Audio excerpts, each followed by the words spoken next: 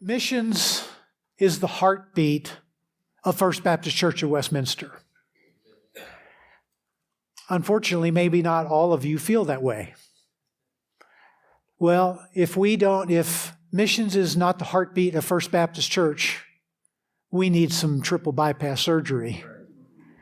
We have a problem with our heart. And you may say, "Preacher, you're already starting to step on my toes." Well, sorry about that. Our heart should be the heart of God, and I know His heart is people. People need the Lord. And He has a great harvest for us. No, it may not be like this harvest that was going on here at that moment. The harvests have been greater sometimes than others. The harvest in America is a little smaller, but it's still a harvest that needs to be harvested. And the Lord wants laborers to go into that harvest. But we can at least pray. And everyone here should pray, but everyone here should give. We want to see the kingdom furthered for the cause of Christ. We should have a heartbeat for missions in our church. When we lose our zeal for missions, our heartbeat becomes weak. And as the physical heart that does not beat properly and causes discomfort and even death, so is it for the Lord's churches. Missions is not some little program that we do to stay busy. It is a command of God through the Great Commission to go into all the world, but we can't go everywhere. And therefore we need to send people to go in our place. And we want to meet that need. We want to fulfill that command of God. And therefore, we need to get into the harvest through our missions program. In our text, we find that Jesus' compassion reaching people to take in the harvest. I always love to think about Christ's compassion. And as I mentioned last week, is that compassion is different than sympathy. Compassion is active. When you have compassion, you do something. You may say, "Well, I have compassion on a lot of things." Well, if you didn't do anything, then you had no compassion. Jesus had compassion and He acted upon it. We can sympathize with anybody and everybody. And we can, but then what do? Usually nothing other than sympathize with them. Christ had compassion reaching people in the harvest. And we spoke much about a crop harvest and all that entails, and we then compared it to the spiritual harvest. That there are similarities in the preparing of the ground and the planting of the seed and the watering like Paul and Apollos, and the cultivating and the weeding, and finally, there is a harvest, a reaping. And we see now that as Jesus looked upon those multitudes, that He was greatly moved, He was stirred. I like to think about that. He was stirred. Last night as I was going over my notes, and then I was putting on some music, listening to it, trying to get my heart right, I was so excited. I couldn't hardly stand myself. I'm going, I can't wait to get to church tomorrow. I could see myself running up and down the aisle. People thought I was going to go Baptist-costal on them. I am so excited about what God's doing in my life and in our church and in His people. And I hope you have some of that same zeal. We need that. Stay excited. It will stir our hearts because of having compassion for even our enemies, like Christ. His heart was stirred that people would come into the harvest. He had a great love for the lost in Israel, and in particular, lost humanity overall. He said that He saw that they were fainted, which means grow weary. He saw them as sheep scattered without a shepherd. And Brother Tim was talking about sheep today and described them to us, and I took offense to that, though he was right. But that there was a sheep scattered without a shepherd, wandering and vulnerable, and eventually, if not found and restored, would be food for the wolves. It's really similarly in today in our own spiritual lives. We've already seen the need and talked about the harvest. People are lost and in need of salvation. But there's a problem. Too few of God's people are working or willing to work. And therefore, local churches are not accomplishing the task that God has set before them, the Great Commission.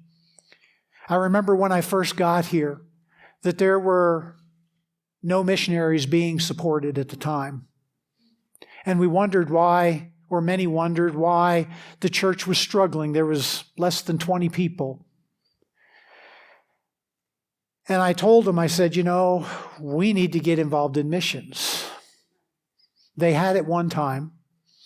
And for one reason or another, and we can make all kinds of excuses, and that's one thing that we as human beings are good at, about why we didn't do something. Well, we determined that we were going to do something, that it was time for us to look out upon the multitudes with compassion, and stirred us to begin with just a couple missionaries at a few dollars a month. And if you've been following what we do and looking at our mission board and seeing all that's going on, we now support around 20 missionaries at $100 a month. God has done a tremendous work here at First Baptist because He's done a work in the hearts of God's people. But there is more work to be done. I think there are a few heart valves that aren't functioning completely rightly the way they need to be. And we need God to do that surgery on our hearts, that we can have the zeal that He would have us to have as Christ had. And so there is that great need because there is a value in the crop. And it's a value because God made a value that everyone is important to Him. Whether they like Him or not, He loves them as much as anyone else. And they are of value to Him. And He wants us to reach them with the gospel that they might be reconciled back to Himself, that He can have that fellowship that was originally intended for all mankind in Himself. It doesn't matter that we don't agree with people, that they might not like us or we might not like them. It's not about us. It's not the will of God that any should perish, but all come to repentance. It's our job to get into that harvest, and where we can't, to see that others can go. Jesus points out the need and that it's great. He said the harvest was plenteous. The harvest of souls was there and it was ready to be taken, but often not being accomplished. In Jesus' time and at other times and in other places in the world today, the harvest also is great, is plenteous. The harvest in America is still needed, but it may not be as plenteous as it was in Jesus' time. Nevertheless, it's still a harvest that needs to be gotten into. And God wants us to be the laborers where we can. As Christians, deep down inside of our heart, we want people to be saved. Or at least we ought to. We want missionaries to go around the world with the gospel, but there's a problem. There are things that keep us from successfully and efficiently completing what God has given us to do. We can call them the hindrances to the harvest. As in any harvest of crops, there are many things that can hinder a harvest. Poor weather, fields that the combine can't get into because of rain or problems. Animals or cattle that get into the field, or when the field is not properly taken care of. Even impatience for the crop to come to maturity and forcing the harvest which is not ready. And many, many other things that become a hindrance to a harvest, a physical harvest. But Jesus' spiritual message of the harvest of men is similar. His message is ready now, not tomorrow, but now. The time necessary for crops is very definite, but with men can be short or long in time. But when it's ready, it's ready. I think of John chapter 4, verse 35. Jesus says, lift up your eyes. Why lift up your eyes? Because the field is ready. I touched on this last Sunday evening, speaking about the urgency for the harvest. We must simply look around us at the fields that are ready, because there are fields that are ready right outside these doors, maybe within our own family, our own friends, even with people that despise us. And again, I mentioned it last week, and I'm going to mention it this week. Brother Johnson had mentioned as well that he saw from a visit they made, a man got pretty nasty about our church, and he called us all kinds of names. I take that as a compliment. But then he rewrote something else that was even worse. But at the same time, I thought, we need to reach him. God loves him in spite of how he might treat us and what he thinks of us. It's because he's valuable to him. But yet many folks don't even take the time to lift up their eyes and look upon the harvest. He too can be harvested, but we need to see it. And he's not alone. We need to lift up our eyes. We're told in that text in John chapter 4, verse 35, "Say not ye that there are 4 months, and then cometh the harvest. Behold, I say unto you, lift up your eyes and look on the fields, for they are white already to the harvest." It's important that we simply lift up our eyes. I think many times many in the Lord's churches, simply aren't looking. There's a great harvest out there. We don't have to look hard. It's there. We're told as well in John chapter 4, verse 28 through 30, "The woman that left her water pot and went her way into the city and saith to the men, Come, see a man, which told me all things that I did. Is not this the Christ?" Then we see something here. "Then they went out of the city and came unto him." There was a harvest ready there. Now we know, in verse 39 through 41, I'll read it as well. I know that we're all familiar with this. "And many of the Samaritans of that city believed on him. For the saying of the woman which testified, He told me all that ever I did. So when the Samaritans were come unto him, they besought him that he would tarry with them, and he abode there 2 days. And many more believed because of his own word." Because of what she said. Because of what Jesus said. As you know, this is what we might call the woman at the well. A Samaritan, a sinner, reaping a great harvest. Her and all the people of Samaria, the castaways, those looked down upon by the Jews, was a harvest ready to be reaped. And God used a Samaritan woman, and a woman of ill repute. But yet, because there was a harvest to be had, she went into the harvest, and souls were saved. Many were saved that day. But we also learned, we can see it, and I'm not going to read all these verses, but the disciples had gone for food because they were more concerned about the physical than the spiritual. And if we're honest, sometimes it's that way for us. Oh, at about 11:45, I start hearing stomachs growling and grumbling. Maybe that's mine. But if you notice, if you're honest with yourself, when that starts to happen, we start not hearing the remainder of the message, and we start thinking, where are we going to go for lunch? But what am I hungry for? We start thinking about the physical and take our eyes off of the spiritual. But what do we need the most? The spiritual. Now, for myself, and I think at least a few others here, we could probably do a little less with the physical when it comes to the food. But when it comes to the spiritual, we're all rather lean. And we need to put on the feed bag, the spiritual feed bag, so to speak.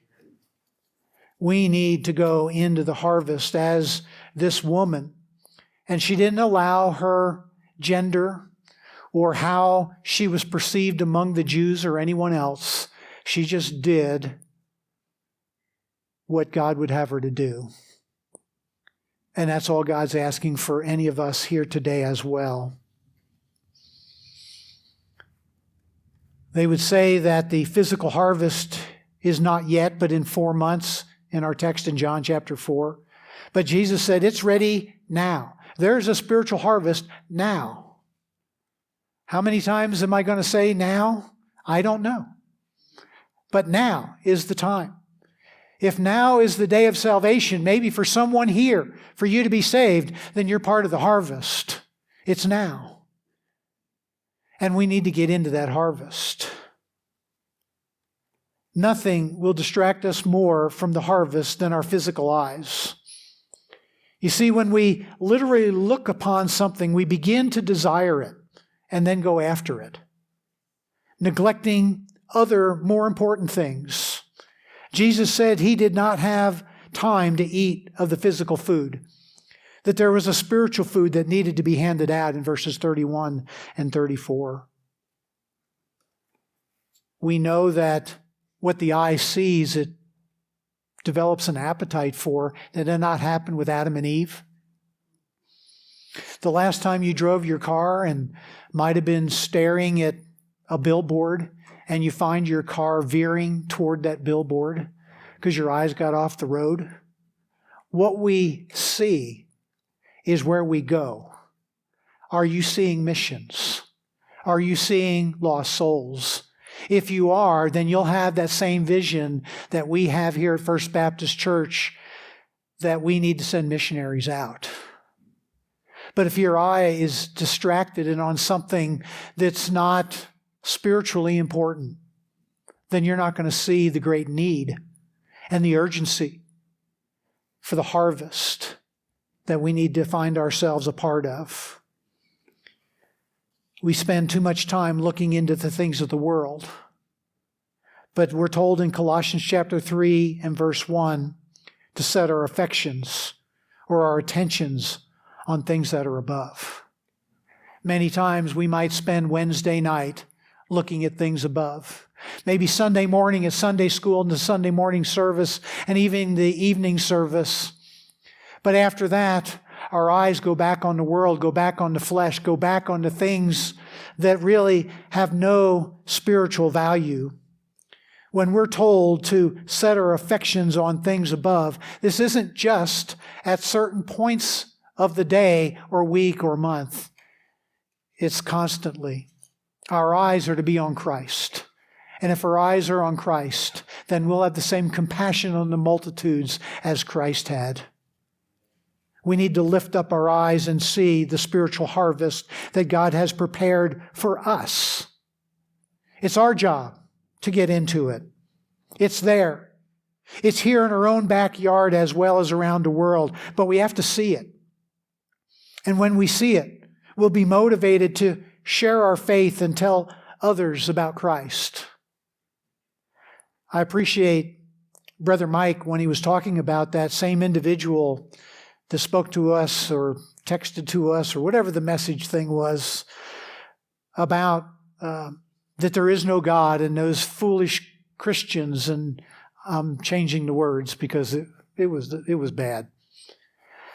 And then I was thinking of Brother Mike's response. He says, maybe I need to look this at another way, not to be angry or afraid, but be challenged to look at coming to meet that man's need. To maybe change those harsh words to maybe just, even if it's just words of not understanding, instead of words of antagonism. That we can do something to begin to open his heart. That he doesn't need to be afraid of us. There's no need to be angry. If God isn't real, then why be angry at Christians that are foolish enough to believe it? But he's angry, and probably because he believes that it is real. And he doesn't like that. And there's many in the world that are that some way. We need to share our faith and tell others about Christ. Lift up your eyes. Share your faith. Invite people to church. Hand out tracts. Talk about Jesus openly and what He's done in your life. Be involved in the ministries here at First Baptist Church. There are many ministries. You don't have to go out door knocking. You can stay here and pray. At 8:45 on Sunday mornings, we go, some of us, and we go up front here and we pray for the services, many times for you. You can pray. And if not there, you can pray at your seats or you can pray at home. And I hope you're praying at night before you come on Sunday mornings. Be praying what God has for you. Preparing your heart, the soil of your heart.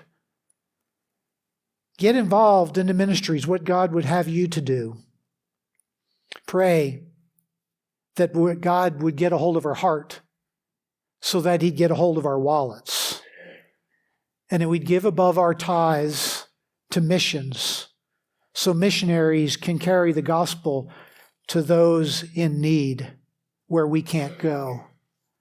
Lift up your eyes. Let's look. It's time that we quit being lazy Christians. Christ is coming soon. And we need to get after those souls. Get into the harvest. Look through your spiritual eyes. Your new heart that God has given you the day you got saved. And see the harvest. And then do something about it. Get your eyes off of yourself. Trying to make sense of, well, if I give this or that, well, then I can't get my coffee. Or I can't do this activity or whatever it might be. It doesn't matter. Those things are unimportant. We need to get our eyes off of ourselves, off of this world, and see the spiritual harvest that God has for us here and or then around the world. And second, we see that there's to be a willingness. We see that in verse 36. And he said, and he that reapeth receiveth wages and gathereth fruit. Oops, I'm sorry, that's where I wanted to be. And he that reapeth receiveth wages and gathereth fruit unto life eternal, that both he that soweth and he that reapeth may rejoice together. There needs to be a willingness. And we can't wait for God to give us ability. Because we'll all say, well, God hasn't given me any ability. And really, whether we have much ability or not is unimportant. It's do we make ourselves available with that ability, whatever it be. There are many people have a greater ability than others. Well, that's God's business. Ours is to use whatever degree of ability we have, whether it's small or great. It's to use it. It's to be willing to use it. It's to be making ourselves available. You may not want to get involved in missions in some ways, but you can send a card to a missionary and their family. Let them know that you're praying for them and thinking about them. Any one of us can do that. There are many things that we can do, but are we making ourselves available? And so it's important that we be willing, as God would have us to be. Now, I want us to see this, and this is very profound, so pay attention. I got your attention, everybody looking up at me. Write it down. I'm really building you up. Ready for this? They don't want to. That's why it's not being done. I don't want to. You know what's sad? Is that there are many Christians. They don't want to. They don't want to get in the harvest. They don't want to get involved in the ministries. They just don't want to. And there's no excuse. We say, we sing the songs, oh, how I love Jesus. But yet we don't want to follow Him into the harvest. We don't want to do what He asks us to do. Why? Because we don't want to. It's a sad testimony for so many of us today. But that can change. Let us lift up our eyes and look upon the harvest, for it is great. and then have compassion upon them and act upon that compassion. Jesus was moved with compassion. One reason was because he cared. Do we care about the people in the stands? Do we care about people in Russia or Ukraine or England or Africa, in South America or Central America? Do we care about them? Other than watching the news, we just move on with our own lives because it doesn't affect us. When people are dying all around this world, and they don't even hardly pop into our minds. Why? Because we don't care. And I don't mean that in a bad way. That's kind of the natural way of mankind. If it doesn't affect us personally, it just doesn't get much attention. That's why it's important to lift up our eyes, see what's going on, get into the harvest. And then also, we must not shirk the responsibilities that we have as Christians, trusting that someone else will do this or that, or I'm not qualified, or I don't have an outgoing personality, or I can't afford it. We can't afford not to do it. If you want to continue to see the favor of God rain down on First Baptist Church of Westminster as we have, we can't afford not to get into the harvest, to be those laborers. All of these things that I just mentioned are simply excuses that shirk the responsibility that God has given us. God saved each and every one of us for a purpose. And then we say somebody ought to, but somebody else. There are certain people that we can reach more effectively than others. And God will use them. Like Paul, he was a Jew, a Pharisee, a scholar, come from the right family. You can have all the right things, but if you're not willing to have a right focus. Paul had all his energy before he got saved. He had all this great ability, and he was using it against God instead of for God. And then when he got saved, he used all that ability for God. Use all your ability. Whether you think it's small or not is unimportant. Be available. That's our responsibility, to just use what God has given us. Believe me, I'm at the top of the line when it's, Lord, I'm just not as good at this, and I'm not as good at that, and I don't have this ability, and I don't have that ability, and I say all kinds of stuff to myself, and that's really just a tool of the devil who's trying to get me to say I can't do something. It doesn't matter. When God asks you to do something, just do it. When God tells you what to put on your mission card, your Faith Promise mission card, just do it. Let Him take care of the rest, because He will. Be willing. That's our responsibility. Don't shirk it. Don't put, well, someone else will make up where I can't. No. I'm going to be honest with you about something. We had, even this time last year, we had 85 to 90 people coming, and we had about 22 cards. People that were willing to give to the ministry. Now, I know some of His families combined. Well, I challenge us all to do better than that. That should be double that. We all need to be willing. We can't shirk our responsibility. The Lord is coming, and He's coming soon. And it may be a family relative in the Ukraine that needs the gospel. You may not know them until you get to heaven, that they're there or not there. Everyone should matter. That's our responsibility. We all have money enough to give something to missions, even when we say we don't have any, because we always seem to come up with money for things that are important. I think about the people I see, and these are not necessarily Christians, but are homeless that we try and help. but they seem to have a pack of cigarettes. They want our money to buy them something, or they can get a hold of a bottle of whiskey or a bottle of wine or something. Whatever our habit is, whatever our addiction is, whatever is important to us, homeless or not, Christian or not, whatever is important to us, we seem to be able to get our hands on. Why don't we think that way with the Lord's work? He's promised to take care of us when we do that. The world doesn't. It just takes us further down the rabbit hole. We can make it happen, but we need to desire it like Christ desired it, to do the will of God.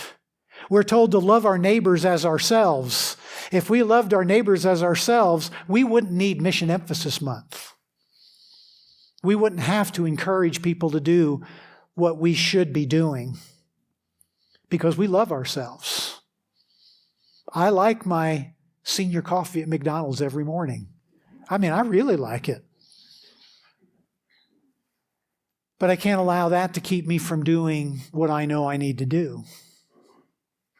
Nor should the rest of us. It's entirely too easy to say to someone else what needs to be done, that they're better qualified, or they know more. That's simply an excuse. It's just a way of shirking our responsibility. Here in our text, Jesus saw that great multitude in Jerusalem and also there in Samaria. And he saw the entire city, and both cities were in need.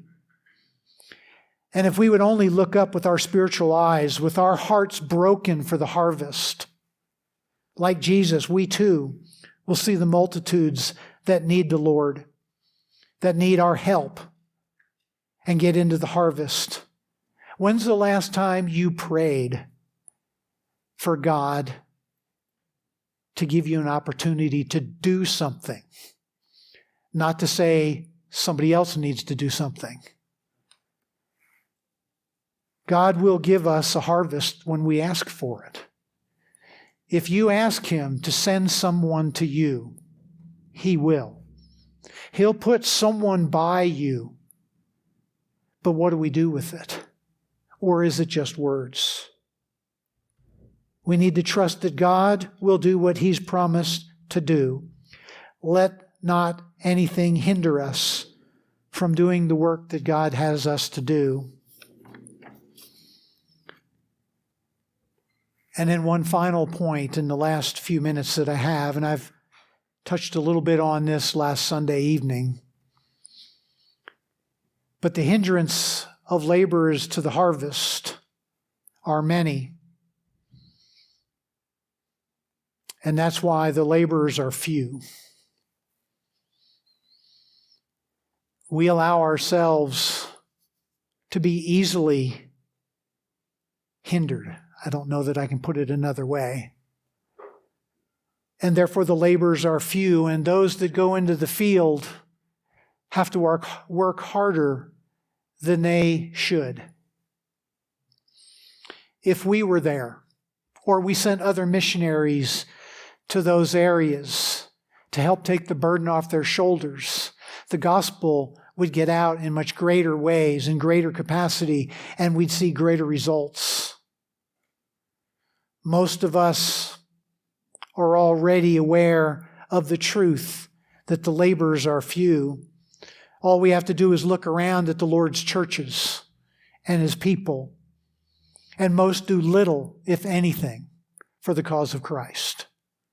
Why is that? Why is it that the business model of the world, the 20-80 principle, or 80-20, depending how you want to go at it, that 20% of the people do 80% of the work, 20% of the people do 80% of the giving?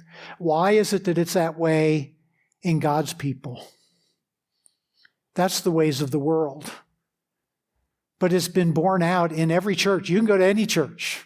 That's the same principle that happens. Why is that? The laborers are few because of the hindrances, and we allow them to hinder us.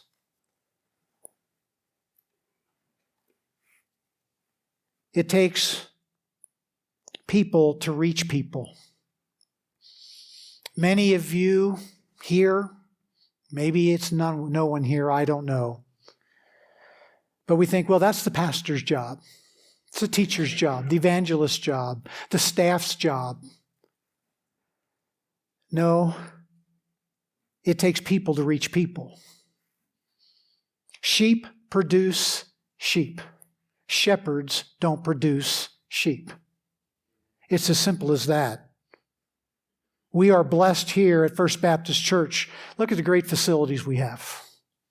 Look at the great fellowship we have.